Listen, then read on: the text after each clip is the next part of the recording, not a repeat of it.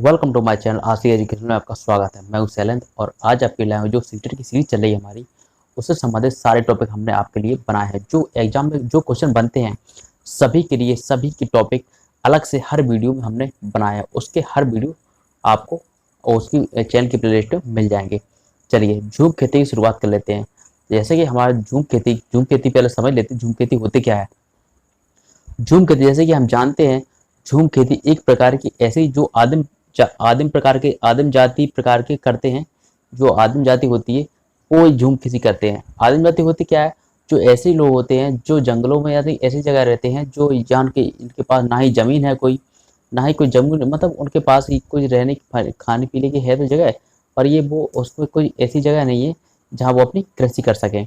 इस तरह से हम कह सकते हैं कि यहाँ पर झूम खेती वो लोग करते हैं। अब झूम खेती होती क्या है वो समझ लेते हैं। झूम खेती एक प्रकार की ऐसी खेती है जहां पर लोग जैसे ऐसी जगह देखते हैं जहां पर जंगल हो और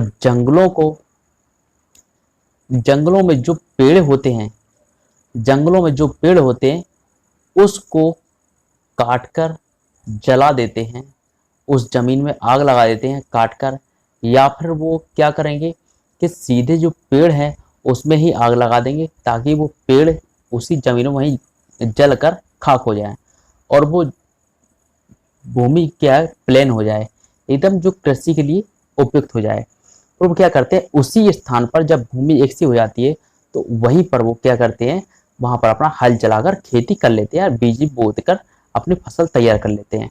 अब एक पॉइंट आपके दिमाग में हो रहा हो कि वहां पर ये जलाते क्यों हैं, उससे राख। देखिए जो पेड़ पौधे जो होते हैं उसकी राख जो बनती है, उसकी जो पेड़ पौधों की जो राख बनती है उसी से भूमि को उत्पादन क्षमता उसकी बढ़ती है, भूमि की, जमीन की। क्लियर? तो इसीलिए वो वहां पर जला देते हैं। अब ये झूम खेती, चलिए इसके बारे में बात कर लेते हैं। झूम खेती फसल कटने के बाद, जब देखिए जब इनकी फसल फसल कट जाती है ना, यानी फसल उनकी अच्छी हो जाती है, तो क्या करते हैं हर अब वो एक जमीन ऐसी है जहां पर जो पेड़ पौधे जलाए गए थे, तो वो क्या है कुछ समय के लिए ही उत्पादक क्षमता रहती है उसकी। अब जहां पर उन्होंने एक दो बार कृषि की, जहां पर यदि उन्होंने एक दो बार कृषि की और बाद में उस जगह को छोड़ दें क्योंकि वो जमीन पर अनउपजाऊ हो जाती है, इसलिए वो दूसरी जगह चले जाते हैं। इसलिए वो क्या करते हैं दूसरी जगह चले जाते हैं, दूसरी जगह यानी कि दूसरा दूसरा कोई जंगल देखने लगते हैं और उस जमीन को ऐसे छोड़ते हैं। फिर उसी प्रकार से यही काम करते हैं जो अभी किया था उन्होंने। क्या किया था कि लकड़ियों को जलाएंगे और लकड़ियों को जलाने के बाद वो भूमि जो है उन्होंने जहाँ जलाई थी लकड़ियां, उस जंगल को कृषि योग्य बनाएंगे, यहाँ पर वहां पर खेती करेंगे, तो वही होती है झूम खेती। क्लियर? चलिए अब यहाँ पर क्या करते हैं, छोड़ देते हैं और उस पर कृषि नहीं करते हैं। क्लियर? ये पॉइंट क्लियर हुआ। जब इस जगह जो बांस अन्य जगह जल आते हैं उसे उखाड़ते नहीं है। क्लियर है? चलिए यहाँ पर उखाड़ने से कोई मतलब नहीं, उखाड़ते नहीं, वहां पर जला देते हैं, गिराकर उसको जला देते हैं। क्लियर? ताकि वो राख जमी जो राख है ना वो जमीन में मिल जाए और उस वो खाद का काम करती है राख। क्लियर? चलिए ये पॉइंट क्लियर हुआ। अब यहाँ पर बात करें अगले पॉइंट की कि फसल के समय भी अनचाही घास। देखिए जब फसल वो करते हैं, हम आजकल का आज भी देखा होगा आपने, जब कोई फसल करता है खेतों में आपने देखा होगा आज जो हमने नहीं बोए वो भी पेड़ उगाते हैं, तो ऐसे पौधों को क्या कहते हैं, ऐसे पौधे जो घास यहाँ पर नाम दिया है, ऐसे पौधे कहते हैं खरपतवार। वो क्या करते हैं पौधों को उखाड़ते नहीं है, उन्हें गिरा देते हैं और ताकि वो जमीन की मिट्टी में मिल जाए और सड़ गल कर वो खाद बनाते हैं। आपने देखा होगा बहुत से जो खाद किससे बनाई जाती है, पत्ती सड़ी के लिए पत्तियों से ही बनाई जाती है। तो उनका मकसद यही कि जो पेड़ पौधे हैं उसको गिराकर वहीं पर वो को सड़ने गलने देते हैं। क्लियर? तो वो क्या है खाद का काम करती है। यहाँ पर आप देख सकते हैं कि यहाँ पर ये झूम खेती के लिए ये लोग क्या कर रहे हैं, यहाँ पर आग लगा रहे हैं। पहले तो ये पेड़ काट दिए गए हैं, यहाँ पर देख सकते हैं आप बहुत से पेड़ काट दिए और यहाँ पर ये आग लगा दी गई है। क्लियर? तो यहाँ पर क्या होगा, एक सी जमीन हो जाएगी और यहीं पर बाद में ये क्या करेंगे, यहाँ पर खेती करेंगे, हल चलाकर बीज बो देंगे। चलिए यहाँ पर जैसे कि बनाता है ये आदिम प्रकार की जाति करते हैं, आदिम प्रकार की कृषि होती है। क्लियर? यानी इसमें कोई ज्यादा खर्च नहीं होता है।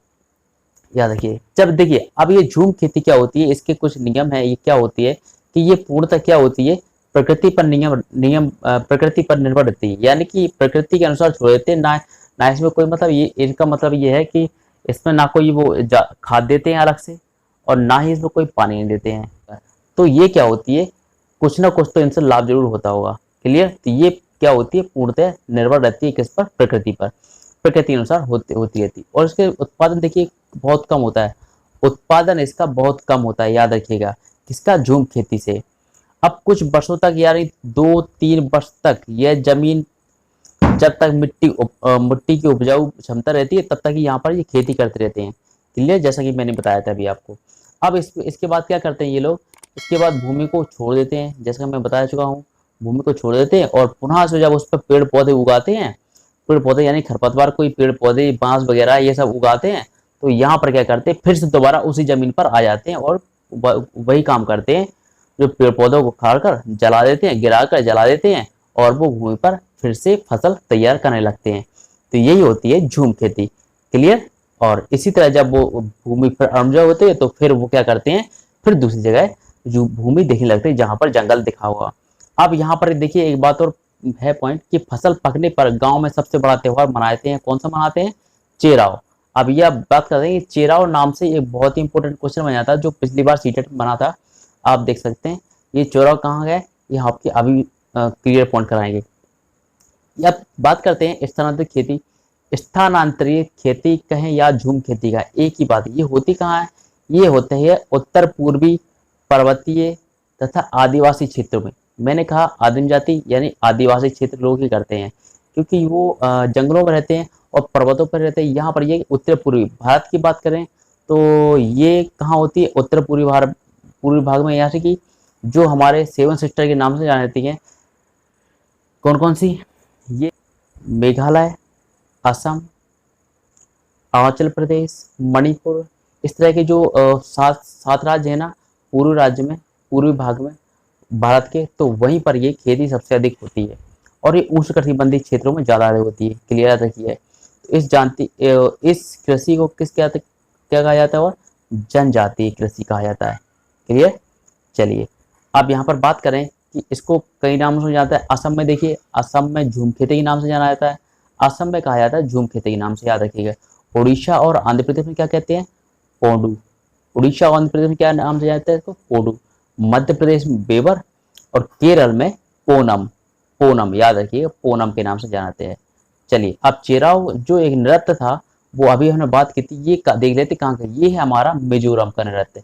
याद रखिए मिजोरम, ये बहुत ही इंपॉर्टेंट पॉइंट है जो पिछली बार एग्जाम में बना था, सीटेट के एग्जाम में।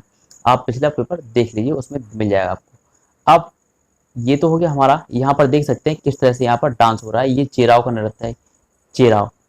क्लियर। चलिए अब ये जो कृषि है, झूम कृषि है, ये पर्यावरण के लिए बहुत ही हानिकारक। क्यों हानिकारक है, इसको भी आप समझ लीजिए। ये इसलिए हानिकारक क्योंकि इसमें क्या होता है कि पेड़ पौधे, जैसा कि मैंने बताया कि पेड़ पौधों को यहाँ पर काटा जाता है, जलाया जाता है, यानी कि जो पर्यावरण के लिए महत्वपूर्ण है उन्हीं को आप काट रहे हैं। इसीलिए हम कह सकते हैं कि ये पर्यावरण के लिए बहुत ही नुकसानदेह, यानी कि ये झूम खेती क्या कह सकते हैं, पर्यावरण का दुश्मन भी माना जाता है। एक पर्यावरण का दुश्मन और किसे माना जाता है, एक माना जाता है यूकेलिप्टस को।